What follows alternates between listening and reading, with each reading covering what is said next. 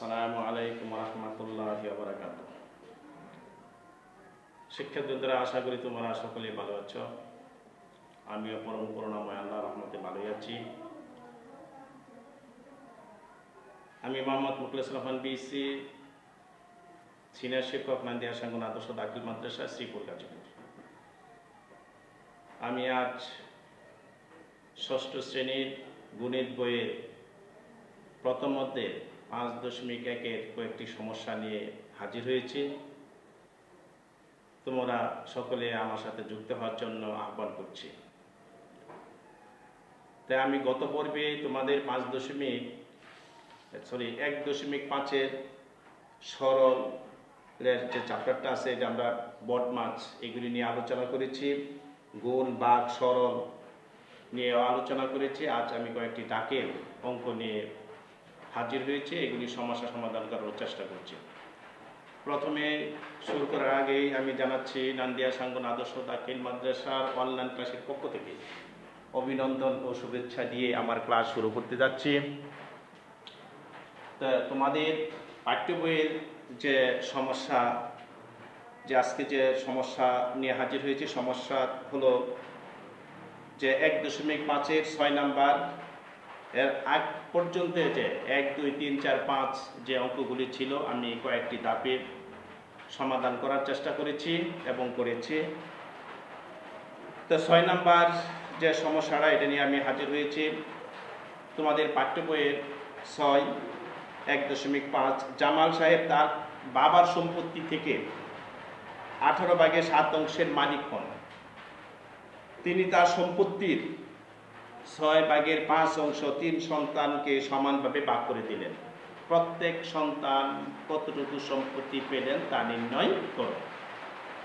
এখন আমরা প্রতিনিয়তই এটার মাঝে সম্পৃক্ত আছি যে একটি বাবার যতগুলি সন্তান থাকবে, প্রত্যেকটা সন্তানই তার বাবার সম্পত্তির কি মালিক হবে।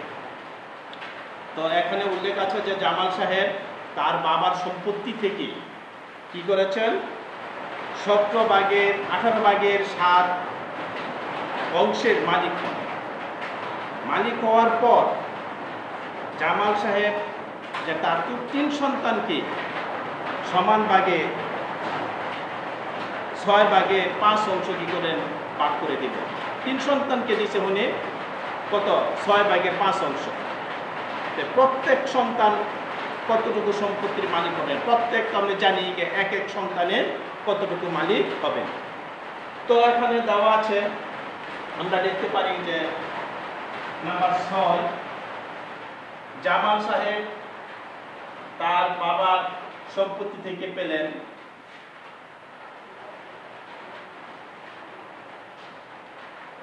জামাল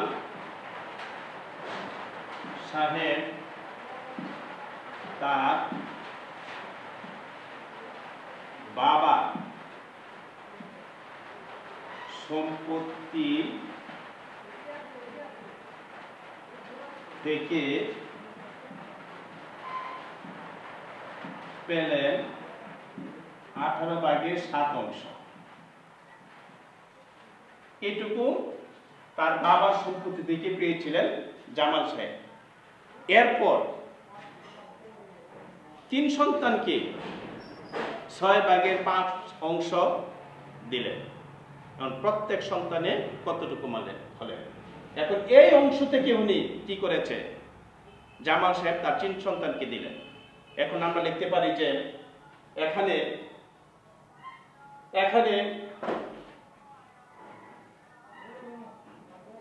এখানে তিনি তার সম্পত্তি থেকে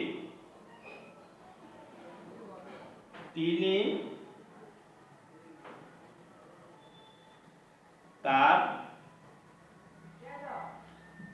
সম্পত্তি থেকে 3 সন্তান পেলেন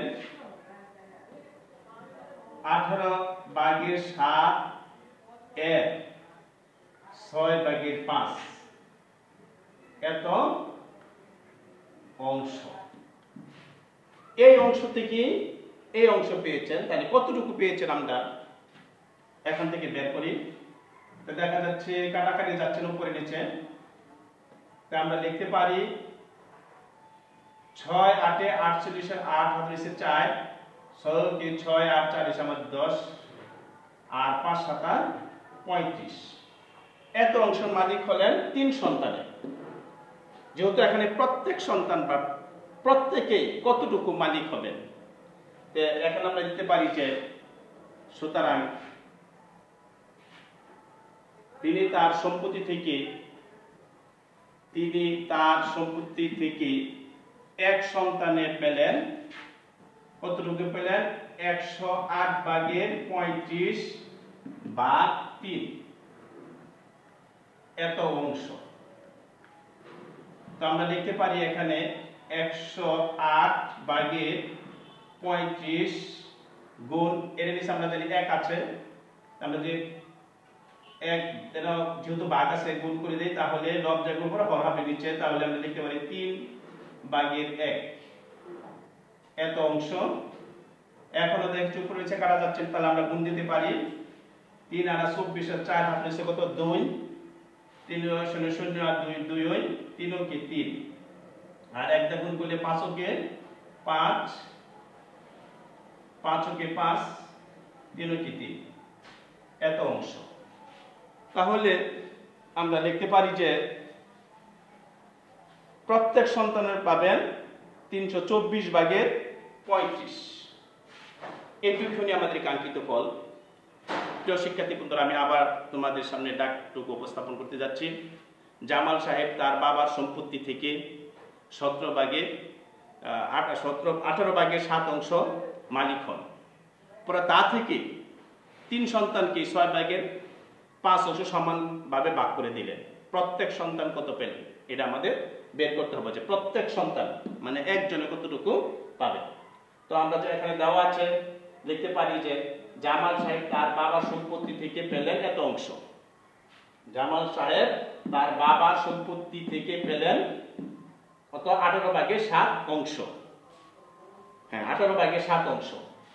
পরে তিনি তার সম্পত্তি থেকে 3 সন্তান পেলেন এই 18 ভাগের 7 এর 6 ভাগের 5। তো যেহেতু এখানে আর কাটাকাটি যাচ্ছে না, আমরা দিতে পারি নিচে হরের সাথে হর গুণ, লবের সাথে লব গুণ, তাহলে 4 8 6 8 48 8 হাত নিচে 4 6 কে 6 আর 4 নিচে 10 আর 5 7 35। এইটুকু পাইছে আমাদের 3 সন্তান। কিন্তু এই সম্পত্তি থেকে কিন্তু বলছে যে প্রত্যেক সন্তান কত পেলেন, তাহলে তিনি তার সম্পত্তি থেকে এক সন্তান পেলেন এত ভাগ, এই যে এখানে 3 এই 3, যেহেতু এটা যা আছে তাই লিখেছি, যেহেতু এখানে ভাগ আছে এর নিচে মনে মনে 1 আছে, 1 যাব করে আর 3 আসবে কি আমাদের নিচে। তো দেখা যাচ্ছে উপরে কাটাকাটি যাচ্ছে না, 35 কে 35 আর 3 আর 24 4 আছে 2 3 0 0 আর 2 2 ওই 3 কি 3 এত অংশ। তো আমরা এখন লিখতে পারি যে উত্তর প্রত্যেক সন্তান সম্পত্তি পেলেন 324 ভাগের 35 অংশ। আশা করি তোমরা বুঝতে পেরেছ। তাই আমরা প্রত্যেক সন্তানের সম্পত্তি এখানে নির্ণয় করতে পেরেছি। তো এটা হচ্ছে আমাদের 6 নাম্বার। পরবর্তীতে যে 7 নাম্বার যে সমস্যাটা আছে সেটা আমি সমাধান করে দিচ্ছি। সেটা হলো যে দুটি ভগ্নাংশের গুণফল 48 সমস্ত 8 ভাগের 1। একটি ভগ্নাংশ যদি আমাদের এক সমস্ত 32 ভাগের 13 হয়, তাহলে অপর ভগ্নাংশ নির্ণয় করো কিংবা অপর সংখ্যাটি নির্ণয় করো। আমরা সূত্র পড়েছি যে দুটি সংখ্যার গুণফল এত হলে একটি সংখ্যা কত হলে অপর সংখ্যা কত। তা আমরা জানি যে দুটি সংখ্যার অপর সংখ্যা সমান সমান কি দুটি সংখ্যার গুণফল ভাগ একটি সংখ্যা। কিন্তু এখানে যেহেতু ভগ্নাংশ সংখ্যা আছে, তাই একই সূত্র আমরা প্রয়োগ করতে পারি। এই সূত্র সম্পর্কে নিয়েও আমরা কি লসাগু নির্ণয়ের সূত্র আমরা পড়েছি, গসাগু নির্ণয়ের সূত্র পড়েছি, একটি সংখ্যা নির্ণয় করার সূত্র আমরা পড়েছি, অপর সংখ্যা নির্ণয় করার সূত্র পড়েছি, দুটি সংখ্যার গুণফল নির্ণয়ের সূত্র আমরা পড়েছি। তো এই সূত্রগুলি এখানে প্রয়োগ করতে হচ্ছে। যে এখানে দেওয়া আছে দুটি ভগ্নাংশের গুণফল 48 সমস্ত 8/1 এবং একটি ভগ্নাংশ যদি হয় 1 সমস্ত 32/13, তাহলে অপর সংখ্যা নির্ণয় করো। তা আমরা দেখতে পারি যে দুটি ভগ্নাংশের গুণফল দেওয়া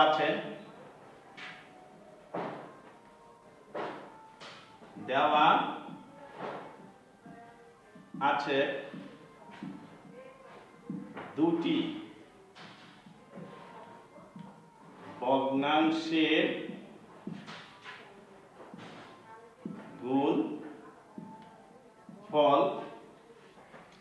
48 সমস্ত 8/1, বা আমরা দিতে পারি, এখন আমরা 48 গুণ করে দিতে পারি, 48 রে 8 গুণ করে 8 8 64 4 হাতে কত 6, আর 4 8 32, 8 6 32 33 34 35 36 38, আর যোগ হবে 1, তাহলে 5 8 3, তাহলে 300 কত 85, 385, তাহলে 8/385 এতই আমরা দিতে পারি,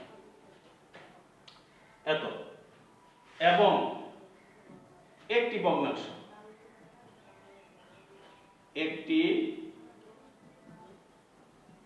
ভগ্নাংশ আছে আমাদের 1 সমস্ত 32/13, 1 সমস্ত 32/13। তো একইভাবে আমরা 32 কে 32 আর যোগ হয়েছে 13, 5 এই 45, আমরা লিখতে পারি 32/45। আশা করি তোমরা বুঝতে পেরেছো, যেহেতু আমি এখানে আলাদাভাবে গুণ করে দিয়েছি। তো আমরা পেয়েছি 8/385, আর একটি সংখ্যা আমরা সমস্ত ভাঙে পেয়েছি কত আমাদের 32/45। তাহলে অপর সংখ্যা নির্ণয় করবা, অপর ভগ্নাংশ নির্ণয় করো। তা আমরা জানি যে অপর ভগ্নাংশ লিখতে পারি এখানে, যে আমরা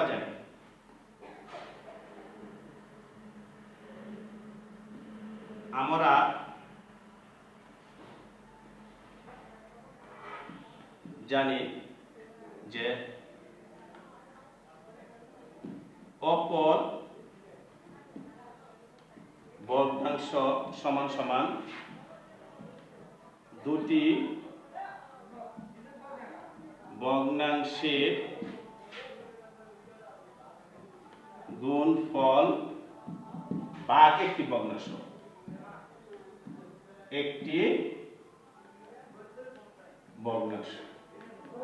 আমরা এই সূত্র প্রয়োগ করতে পারি যে আমরা জানি অপর ভগ্নাংশ সমান সমান দুটি ভগ্নাংশের গুণফল, যে এখানে দুটি ভগ্নাংশের গুণফল ভাগ একটি ভগ্নাংশ। এই সূত্র আমরা এখানে প্রয়োগ করব। তো এখানে আমাদের দুটি ভগ্নাংশের গুণফল আমরা সমস্ত ভাঙে পেয়েছি কত 8/385 ভাগ একটি ভগ্নাংশ আমরা পেয়েছি কত 32/45। তো এখন আমরা ভাগের কাজ করব, যেহেতু আমরা সরল অঙ্ক বদমাস সম্পর্কে আলোচনা করেছিলাম। এবার ভাগ করলে আমরা জানি যে 385 এন গুণ হবে, তাহলে এখানে যে সামনে যে ভাগ ছিল তার সংখ্যার কি পরিবর্তন, লব যাবে উপরে হর যাবে নিচে। তো আমরা দিতে পারি 32 বাই কত 45, 4 8 32, 8 নামটা দেখাচ্ছি। এখন যেহেতু একই করে 5 এন 5 আছে, আমরা 5 এর নামটা দেখাতে পারি। 5 9 45, 5 7 35, 36 37 38 আবার 35, 5 7 35। এখন নিচে থাকতেছে আমাদের কত 9, আর উপরে গুণ করতে হবে 4 4 4 7 28 8 হাত হইছে 2, 4 7 28 8 2 হইছে আমাদের কত 30।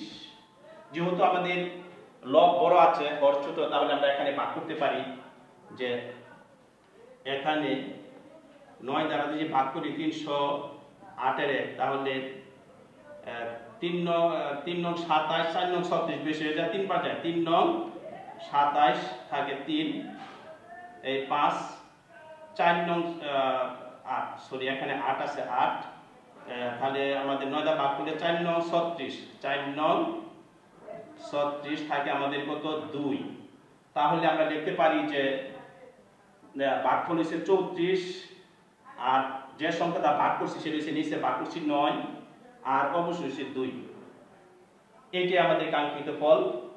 তো এখানে আমরা উত্তর লিখতে পারি যে অপর